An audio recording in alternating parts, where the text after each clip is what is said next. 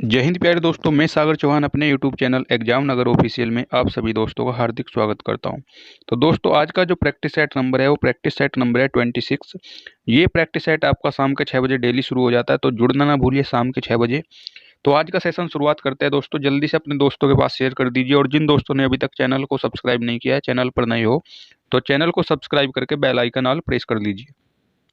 तो आज के क्वेश्चनों की शुरुआत करते हैं। पहला क्वेश्चन है, एक आदमी 25 किताबें बेचने पर 5 किताबों की क्रय मूल्य के बराबर लाभ अर्जित करता है, तो लाभ प्रतिशत कितना हो जाएगा। देखिए, यहाँ पर बेसिक से मैं आपको बताऊंगा किस तरीके से आप इस क्वेश्चन को करेंगे। देखिए, क्वेश्चन को जो करने का तरीका होने वाला है, बेस्ट तरीका बताऊंगा। देखिए, एक बात बताइए, यदि ये वस्तु पे प्रॉफिट होता है, देखिए प्रॉफिट कब होता है, यानी प्रॉफिट जो होगा आपका, जब आपका एसपी जो होगा वो सीपी से ज्यादा होगा। कहने का मतलब एसपी में से सीपी माइनस करोगे। यहाँ पर जो आपकी कंडीशन लगेगी वो क्या होगी, एसपी आपका बड़ा होना चाहिए सीपी से। ठीक है, तभी आप प्रॉफिट अर्जित कर सकते हो। देखिए, प्रॉफिट कितना हुआ यहाँ पर, 5 किताबों की क्रय मूल्य के बराबर। कहने का मतलब ये हो गया 5 सीपी के बराबर यहाँ पर प्रॉफिट हुआ है। तो वस्तुएं कितनी बेची है, 25 किताबें बेचने पर। ठीक है, तो यहाँ पर 25 एसपी लिखिए आप। देखिए, बिल्कुल एकदम कमजोर से कमजोर बच्चा भी इस तरीके से आप कर पाओगे। ठीक है, यदि ये तरीका आपने पकड़ लिया ना, कैसा भी एग्जाम में क्वेश्चन आ जाए इस टाइप से, तो आप इसको आसानी से कर पाएंगे। तो 25 एसपी माइनस 25 सीपी हो जाएगा। जब 25 सीपी को इधर ले जाओगे तो आ जाएगा 30 सीपी बराबर 25 एसपी। ठीक है, देखिए बच्चों, यहाँ पर क्या हो जाएगा, देखिए 6 से जाएगा 5 बार और 5 से जाएगा ये, नहीं सॉरी, ये थोड़ा गलत कट गया है। यहाँ पर ये जो आपका कैंसिल होगा, ये जाएगा 6 पंजे 30 और 5 से जाएगा 5 बार। अब देखिए, सीपी और एसपी का आप रेशो लीजिए। यहाँ पर सीपी बटे एसपी, सीपी बटे एसपी करोगे तो क्या आ जाएगा, देखिए यह आ जाएगा 5/6। यानी 5 की वस्तु 6 में बेची जा रही है, तो प्रॉफिट कितने का हो रहा है। प्रॉफिट परसेंटेज निकालेंगे तो प्रॉफिट कितने का हुआ, 1 का प्रॉफिट हुआ। किस पर हुआ, 5 पर हुआ है, तो सीपी कितना हो जाएगा, 5 और बटे मल्टीप्लाई कर देंगे 100 से, तो ये परसेंटेज आ जाएगा आपका 20% प्रॉफिट। ठीक है, तो यहाँ पर कौन सा ऑप्शन हो जाएगा, ऑप्शन ए जो है सही जवाब हो जाएगा, 20% का प्रॉफिट हो जाएगा। देखिए, कमजोर से कमजोर बच्चा भी इससे तैयारी कर सकता है अपनी। ठीक है, इस टाइप से जो है इस सवाल को आसानी से आप कर पाएंगे। अगला क्वेश्चन देखिए, दो रेलगाड़ियों की गति का जो रेशो है वो 5/6 है। देखिए, दो रेलगाड़ी हम मान लेंगे, पहली रेलगाड़ी ए है और दूसरी रेलगाड़ी हमारी बी है। इनका जो स्पीड का रेशो है, स्पीड का जो रेशो है यहाँ पर क्या है, यहाँ पर देखिए 5/6, 5/6। देखिए, दूसरी जो रेलगाड़ी है यानी जो बी रेलगाड़ी है, उसकी जो स्पीड का रेशो, स्पीड निकालिए कितने का। देखिए, 450 किलोमीटर की दूरी 5 घंटे में तय कर रही है, तो ये कितना आ जाएगा स्पीड, ये आ जाएगी आपकी 90 किलोमीटर प्रति घंटा। ठीक है, देखिए जो दूसरी रेलगाड़ी थी उसकी जो स्पीड आ गई यहाँ पर कितनी आ गई, 90 किलोमीटर प्रति घंटा। देखिए, 6 से 90 हो रहा है तो मल्टीप्लाई कितनी हो रही है, 15 6 होता है 90, तो 15 गुना हो रहा है, तो इसका भी आपको 15 गुना यहाँ पर करना पड़ेगा। तो 15 पंजे कितना होता है, 75, ये आ गया 75 किलोमीटर प्रति घंटा। तो दूसरी जो रेलगाड़ी थी उसकी आपसे स्पीड पूछी थी, तो आपका आंसर हो जाएगा ऑप्शन जो है, ऑप्शन डी यहाँ पर एकदम सही जवाब हो जाएगा। देखिए, इस तरीके से आप इसको बेस्ट लेवल तक कर सकते हो। देखिए, ये क्वेश्चन जो था आपका यूपी पुलिस में पूछा गया था 2019 में। ठीक है, हो सकता है आपके एग्जाम में इस बार पूछ लिया जाए। ठीक है, यदि आपको हमारा जो प्रैक्टिस सेट है जरा सा भी हेल्पफुल लग रहा है, तो इस प्लीज़ चैनल को सब्सक्राइब कर लीजिए, और वीडियो को एक लाइक करके अपने दोस्तों के पास भी शेयर कर सकते हो। अगला क्वेश्चन करते हैं जी। देखिए, ए और बी 12 दिनों में एक काम कंप्लीट करते हैं, बी और सी उसी काम को 16 दिनों में कंप्लीट करते हैं। ए और सी उसी काम को 24 दिनों में कंप्लीट करती है, तो तीनों मिलकर उस काम को कितने दिनों में पूरा कर लेंगे। देखिए, यहाँ पर क्या है, ए और जो बी मिलके काम कर रहे हैं, मान लिया ए और बी दो दो बंदे हैं, दो बंदे मिलके काम करेंगे तो 12 दिन लगा रहे हैं। बी और सी मिलकर काम कर रहे हैं, देखिए बी और सी जो मिलकर काम करेंगे तो वो काम करते हैं 16 दिन में। ठीक है, 16 दिन में काम कंप्लीट कर रहे हैं। यदि सी और ए ये दो बंदे मिलके काम करते हैं तो कितने दिन में काम कंप्लीट करते हैं, 24 दिन में। देखिए, ये दो मिल कर काम कर रहे हैं, तो यहाँ से देखिए टोटल वर्क निकालने के लिए आप इनका क्या लोगे, एलसीएम लोगे। एलसीएम लोगे, एलसीएम कितना आ जाएगा, 12 16 24 का ये आ जाएगा एलसीएम 48। और यही आपका क्या हो जाएगा, टोटल वर्क हो जाएगा। अब देखिए इनकी दोनों बंदों की जो है एफिशिएंसी निकाल लीजिए। ठीक है, इनकी एफिशिएंसी निकालेंगे तो 12 चौक कितना होता है 48, ये 4 यूनिट काम करेंगे एक दिन में।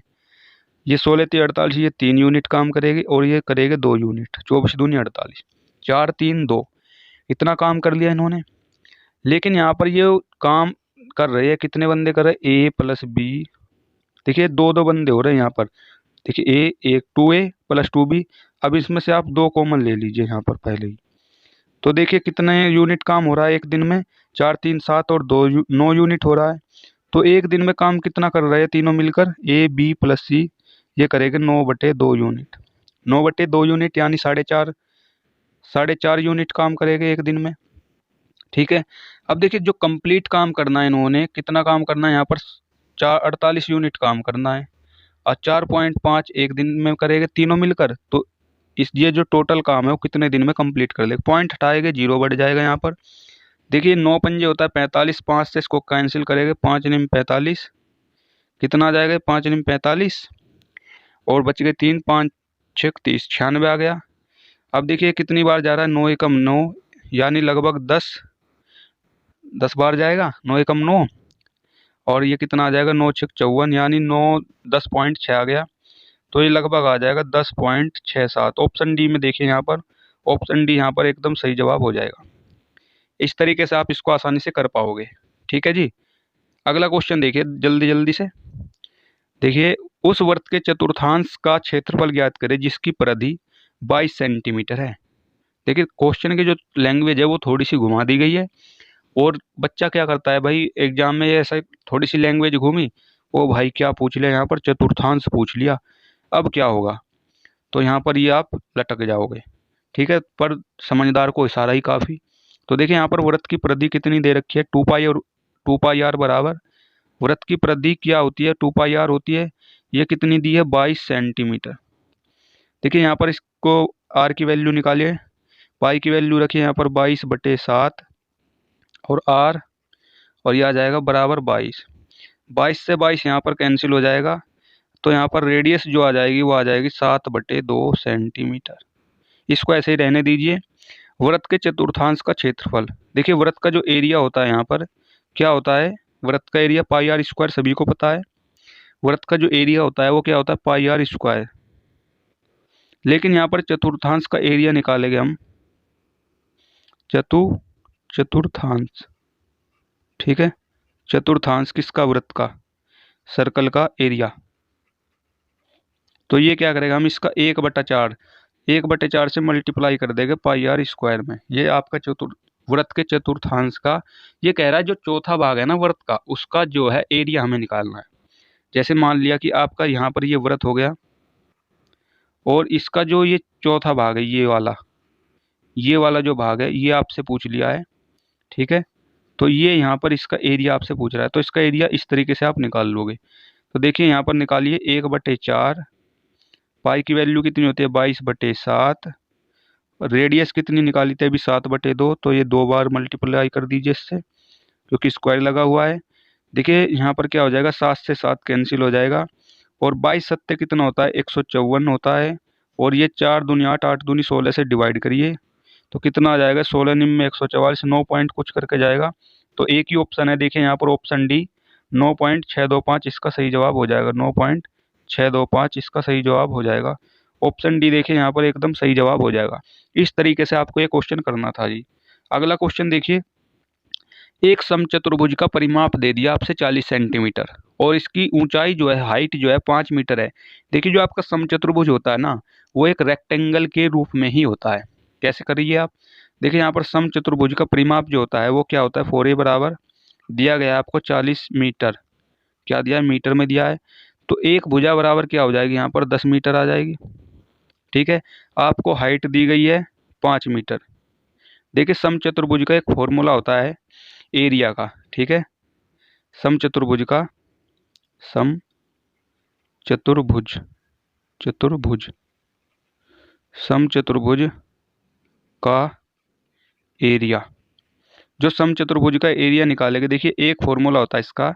एक तो फॉर्मूला आपको पता है सभी को, 1/2 विकर्ण 1 बट मल्टीप्लाई विकर्ण 2 होता है, ठीक है। एक तो ये फॉर्मूला हो गया। दूसरा फॉर्मूला क्या होता है, इसकी जो समचतुर्भुज होता है इसकी सभी भुजाएं जो है बराबर होती है। तो यहाँ पर एरिया निकालने के लिए क्या करेंगे, भुजा यानी ए और मल्टीप्लाई हाइट से मल्टीप्लाई कर देंगे। इस तरीके से भी आप इसका एरिया निकाल सकते हो। देखिए भुजा कितनी निकाली हमने, 10 मीटर, और मल्टीप्लाई हाइट कितनी है, 5 मीटर। तो यहाँ पर कितना आ जाएगा, 50 मीटर स्क्वायर, ठीक है। मीटर की भी मल्टीप्लाई हो जाएगी, तो ऑप्शन भी यहाँ पर एकदम सही जवाब हो जाएगा। इस तरीके से आप कर सकते हो। एक फॉर्मूला देखिए आपका क्या होता है इसमें, एरिया। जब इस फॉर्मूले का यूज कब होता है, जब विकर्ण दिए गए हो, 1/2 D1 मल्टीप्लाई D2, ठीक है। इसका आपको तब यूज करना है जब आपके विकर्ण दिए गए हो। अगला क्वेश्चन देखिए, अगला क्वेश्चन कैसे करना है आपको, उस कालावधि को ज्ञात करें जिसमें 1000 के मूलधन पर वार्षिक 10% ब्याज दर से 331 का चक्रवृद्धि ब्याज प्राप्त होता है। देखिए यूपी कांस्टेबल में पूछा गया क्वेश्चन है, हो सकता है आपके एग्जाम में भी देखने को मिले। देखिए मैथ का जो कॉन्सेप्ट है ना आपके यूपी पुलिस में, वो इतना हार्ड नहीं पूछा जाएगा, बहुत ही सिंपल सिंपल क्वेश्चन पूछे जाएंगे। जो हम करवा रहे हैं वो भी आपका एडवांस ही मानिए, बहुत ही, ठीक है। चाहे आप प्रीवियस ईयर देखिए, बहुत ही इजी इजी क्वेश्चन आपसे पूछे गए हैं, ठीक है। इतना टफ आपका एग्जाम नहीं होता है मैथ में। तो यहाँ पर देखिए, यहाँ पर जो रेट आपकी रेट दी है, देखिए रेट कितनी है, यहाँ पर रेट दी है 10%। 10% का फ्रैक्शन कितना होता है, 1/10 होता है। तो देखिए इसी के रूप में आपका जो आपका ब्याज लागू हो जाएगा। देखिए यहाँ पर प्रिंसिपल जो होगा आपका कितना दिया गया, 1000 रुपये दिया है। अमाउंट कितना हो जाएगा आपके, देखिए 331 तो चक्रवृद्धि प्राप्त हुआ है, 1000 रुपये मूलधन हो गया, तो अमाउंट कितना होगा यहाँ पर, 1331 हो गया, 1331 हो गया। अब देखिए ये किसका स्क्वायर या वर्ग बन रहा है, इसमें हमें ज्ञात करना है। तो यहाँ पर देखिए 10 से जो धन है वो क्या हो रहा है, 11 हो रहा है। अब देखिए ये जो आपका हो जाएगा, ये इसी का वर्ग या घन कुछ भी हो सकता है।